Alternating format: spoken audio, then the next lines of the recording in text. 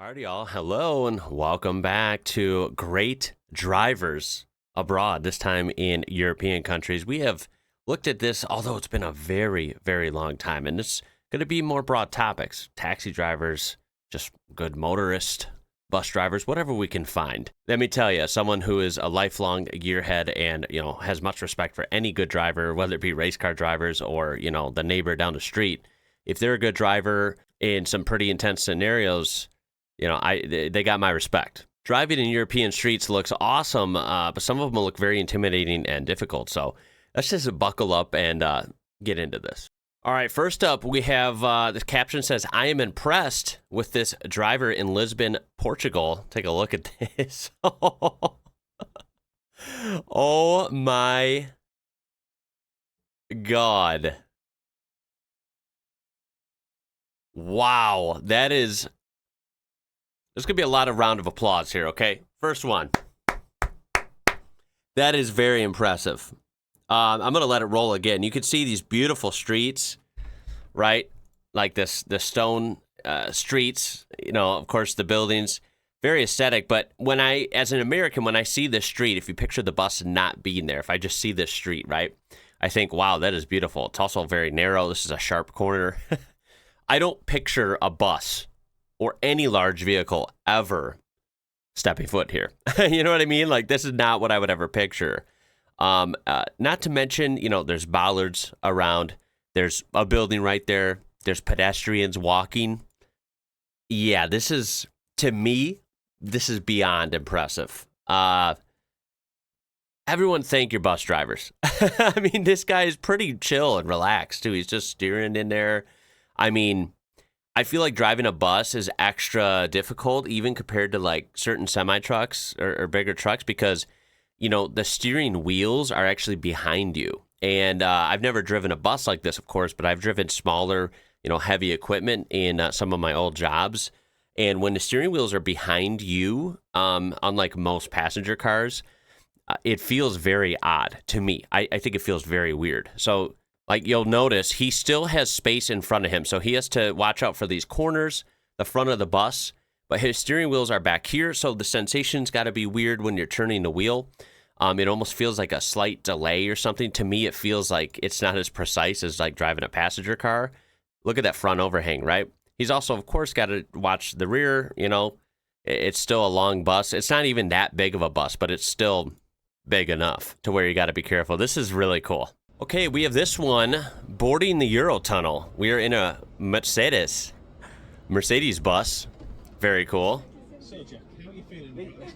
This will, I'll be cutting this out. This will not be going on. We have a Flixbus in front of him. Look at that turn. That is ridiculous. How are you supposed to make this? Look, you have another, what would you even call this? Like a train car or something in the way right here, like right to your right. You have just this tiny gap, this opening, and then you have to fit the bus in there. And you, of course, have to hit this straight. You can't go in at an angle, right? Oh, as you're tearing the side of the bus off. Oh, man, how's he going to do this? That Flixbus is not small. Looks like they made it first try. Look at the fitment. Oh, my God. Yo, that is so tight. So he's got to hug this first corner super tight, go way out actually, and then turn back to get that nose directly lined up, but to allow the tail end of the bus to sneak in there. This is crazy. He got it the first freaking try. Yo, oh my God. Much deserved. Let's go driving, Jack. That's got to be fun. You're a bus driver, you get the whole bus applauding. Come on, that's got to feel good. That's a perk of the job, for sure. I mean, I'm sure they have to deal with the other side. I'm sure they have to deal with people yelling at them and breaking the rules or whatever, so it's nice to get a win sometimes, right? This kind of thing just blows my mind. This is so cool. The Eurotunnel as a whole is just very cool. It's not something I ever experienced in my neck of the woods. So very fascinating stuff. The first time I went on the Eurotunnel, I genuinely thought I would see fishes out the window. I guess I would think that maybe as well. The emotional support passengers. Yes, I mean, that deserved a round of applause. Come on now. Okay. We have a driver in the Swiss Alps. Oh, not intimidating at all. Whoa. Okay, so that's the horn from the bus then. Jeez, look at how narrow that road is. And it's so curvy. They're going up as well. Why not? They're literally in the Alps. Very beautiful, but not forgiving terrain, I imagine. Gotta be careful here. I mean, this thing barely fits on the road, it looks like. Wow. He's giving, we've seen this before, he's honking the horn before, especially tight corners or blind corners, I think, right, to notify oncoming traffic, as it says. That's really, really cool and necessary as well. I mean, that's scary that you could have a car coming at the same time and you got to figure out who's going to fit where. Again, in this kind of scenario, I mean, you're a bus driver, you got people's lives behind you. Very demanding job that some people might take for granted, right? I think it's pretty impressive if you're driving a mountain pass all day, day in and day out. Damn. You're on another level when it comes to driver skill and stress management. Nothing beats a jet Bus drivers in Italy only fear God. Look at how tight this is. Yo, what the hell, man? For a family of 4. Nothing beats a Jet2 holiday. There is no room for error. Thank goodness these cars have their mirrors folded in. They're smart motorists for that. Thank God. A lot of people don't use that when most cars have auto-folding mirrors. Come on now. That's awesome. Of course, we have another clip from Italy here. Now, I believe this one is in Amalfi Coast. We've seen clips long ago from their pretty beautiful place, but also pretty intense when it comes to driving. I mean, the roads can get very tight. We have another bus, and our bus that the camera's on, barely fitting. I don't even know how they do fit, period. Then, of course, we have people on scooters, waiting, trying to direct you. This is not for the faint of heart, being a bus driver here, man. Right? You got to be confident. You got to be, not timid at all, right? You got to be able to make decisions on the fly and under stress. Of course, there's another view from the same coastline. I mean, look at the views. They're absolutely incredible, right? Paradise to the, maximum degree. But just is not easy to drive on. I would be, very attentive and almost nervous driving a hatchback on this road, right? Coming around me, it's just all flat. You know what I mean? Like, there's nothing like this near me. And granted, I've lived out west. I've lived somewhere mountainous in the past. And of course, the roads were much more intense there, but nothing still quite like this. I mean, this, you're literally on a cliff, right? And it's beautiful, but if you mess up, that's it. Driving one of these small cars would be a chore on its own, but this, look at this guy just casually riding the wall. He knows what he's doing. I mean, when you do it a lot, it gets easier, sure, but doesn't change the fact that this is absolutely crazy to most people and definitely not easy. POV attempting roundabouts in a foreign country. Now, I don't know where this driver is from. Apparently, according to the description, this is kind of like a rookie or newer driver in a bus. And they're in Andorra. Andorra, that's like the very micro country, right? Between Spain and France, I believe. Look at that. Fuel station. Wow. Beautiful place. I mean, look at the mountains, right? But that would be a pretty daunting task. I mean, it is a foreign country to them. I don't know where they're from, but you're driving somewhere like this. Of course, the roundabouts are awesome, but it's still intimidating, right? If you're not from there. I mean, it's very mountainous terrain. There's quite a bit of traffic as well. God, then you got tunnels. Look at that. God, that is cool, actually. I mean, I would be thrilled. I mean, look at that environment. There is way worse places you could be driving. It is beautiful there. But still, as someone who prides himself on, like, I feel like I'm a good driver, right? A lot of car guys think like that, like, oh, I'm a good driver. I think I am. But driving a bus like this is just a different story. I'm not sure I'm not sure if I could handle this. This one says, good job, amazing bus driver from Sweden. Let's check it out. Unfortunately, it has music. My God, is that bus from the future? How long is it?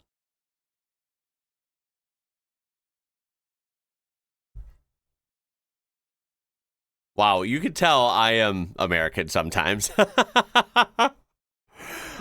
This is crazy. That thing does not look like any bus I've ever seen in my life. Definitely. If that's a bus in Sweden, then our buses I see here in the U.S. are like 4 decades behind. That is freaking cool. I mean, I've seen bendy buses, of course. They're pretty rare around me, but you see them, but they're very old school looking. That thing looks like it's from like 2050. I also love how it's gray and cold, like assuming this is wintertime. And I noticed things, right? First of all, you guys have separate lights for the pedestrians. You can see the stoplight with the green person. I just think that's cool. It's much more, I don't know, interactive, I feel like, than, walking signs and lights here in the U.S. More pedestrian friendly, you could say. But also, look how many pedestrians there are, right? There's people walking. I know we've poked fun at that before, but there's just like no one walking in the U.S., especially in my area right now. Now that it's colder, there's like no one walking. There's no one biking. It's already rare in the U.S., but especially when it's like this weather, nah, not happening. So at least the bus wouldn't have to yield to anyone here, presumably. But yeah, that is cool. That is like one of the coolest buses I've ever seen. Wow. When your Turkish bus driver wants a break, so a random boy hops in the front and starts driving. Yeah, that's a random. It does. It looks like a random young man, maybe a teenager. I'm not sure. In the driver's seat, here's the bus driver. You can see the uniform. What is happening? Is this normal in Turkey? Look at him. Talking to this girl. This guy's got it down there. It's just a big bus. No big deal. POV, your taxi driver in Naples, Italy says he knows a shortcut, but it's really a pedestrian walk. Well, we've seen tourists do this, and that's pretty funny because they clearly don't know what they're doing. But this guy in this Fiat taxi does know what he's doing. I guess this is an old trick from the locals. Who knew? Because taxi drivers, you would think, know all the shortcuts, right? Is this normal? Do you just cut through the pedestrian walk? Oh my God. This one says the Monaco taxi was way too expensive for the doors to fly open in the tunnel. What is happening? The amount of trust you have to give European taxi drivers. The description says like Mario Kart, these cobblestone streets. I mean, I feel like that's everywhere. You're going to have taxi drivers that are really methodical, really careful. And then you're going to have taxi drivers that just drive like psychopaths, right? That could be found here. That could be found anywhere.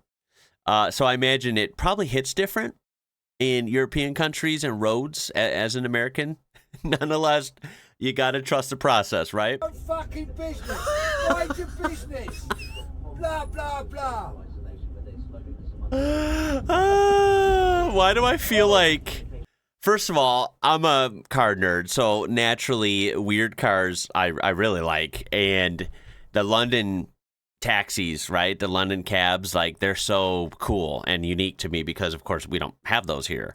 And so that alone, I'd be excited to ride in just because of the vehicle. But, of course, I just have a feeling taxi drivers in London have, some pretty interesting stories, pretty interesting, accents and interactions with traffic. Case in point, I feel like that would be more entertaining than it should be. Cab drivers are the greatest taxi drivers in the world, no questions asked. Now, the reason that I say that is they have to pass a test. I bet, honestly. Now, the knowledge dictates that they must learn every single road within a 6-mile radius of Trafalgar Square, which works out at roughly 28,000 roads. What? But if that wasn't difficult enough, they must also memorize 10,000 points of interest. Okay. I already would have thought before this London taxi drivers got to be up there, right? In some of the best of the best. Because, look, I've never been there, but, you know, I'm a geography guy too. Like, I've seen maps, I've seen Google Earth. London looks very intimidating. It looks like a very populated and busy place. It's pretty big. You know, yeah, it's got to be, as someone who doesn't like driving in big cities, you know, I haven't been to London, but I've been to, you know, big cities, and especially like Chicago. I, you know, love the city, but I don't like driving there because it is a nightmare, in my opinion, between the traffic and a million ways to go at all times. Yeah, I feel like driving in London would be insane to me. It'd like make my head explode. So to think, you know, being a cab driver in one of the busiest cities ever, and then you have to know all this, you have to pass a test called the knowledge. Yeah, this is like an art form at that point. All around town, which is why on average it takes roughly 3 to 4 years to learn how to become a cabbie. Jeez. Now, many scientists are perplexed as to how on earth they can memorize and then constantly reuse and regurgitate all of this information. And it turns out that if a cab driver has been on the rank, as they say, for 10 years or more, the hippocampus, the section of your brain associated with memory, will actually swell to 3 times the size of an average human being. Now, this has been the case for many years. Oh my God, man. You see, to people in the know, black cabs technically aren't called black cabs. They're actually called hackney carriages. And the reason is the worshipful company of hackney carriage drivers has been around since before the automobile, being founded all the way back in the 1700s. What and the the reason hell? they're historically black is because if you were wealthy enough in the time of horse and carriages, you wouldn't want to paint your carriage black. No, you'd want to paint it green or blue or gold or green or something incredibly ostentatious just to let everybody know how much money you had. That makes sense. So, all of the ones that were for hire were quickly painted black as an easy demarcation as to which ones you could hop into the back of. So if you're ever in London, make sure you jump into a black cab if you can't get into one of my Mini Coopers. Now, if you enjoy hearing historical stories like this, make sure you click follow. That was cool. I mean, God, I feel like, again, it's one of those things that people don't even think about. They take for granted, and they don't realize how hard or nearly impossible it would be to just stick a random person from a street into a London black cab and have them do the job correctly. Like, that's just not happening, right? I mean, this is truly a crafted skill that people have to learn over the course of quite a long time. I mean, we're talking about thousands of streets, thousands of landmarks. Jeez, that is insane. POV, the taxi ride to Rome airport feels like a final scene of a movie. Okay, getting all the luggage loaded in. You know, unpopular opinion, I feel like as much as, you know, walking and other forms of public transport are great in European cities typically, just taking a taxi or just renting a car and driving around is a great way to see places, right? I love how it says not Coliseum. I actually thought that was a Coliseum at first. That is not it. Okay, got it. Anyway, I mean, look at that. I mean, it's beautiful, right? Driving around Rome, of course, it's going to be very fun, very aesthetic, right? Very historic.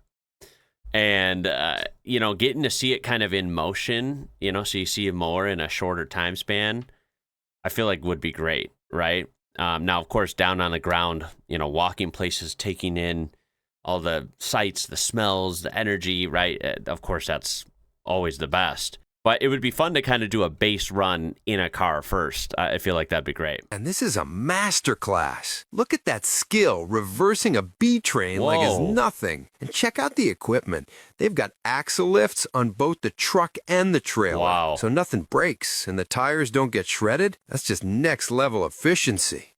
Man, this... Yeah, I mean, European truck drivers are just... I mean, it's been a while since we looked at that kind of thing. I have actual whole videos on this. It is awesome. It really is. Come. Oh, hell no. I didn't even think of trucking in the UK. How do you even do that? Yeah, you come.